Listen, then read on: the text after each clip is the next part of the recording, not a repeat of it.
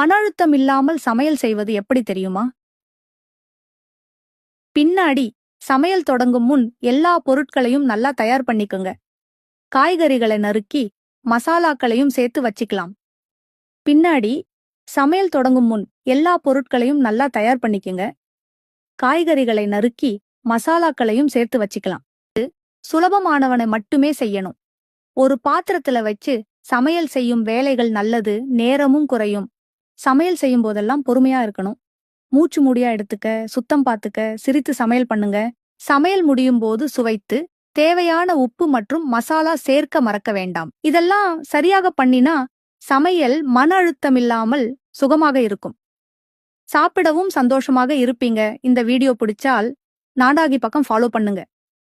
இன்னும் பல கூர்மையான குறிப்புகள் உங்களுக்காக வருகிறது.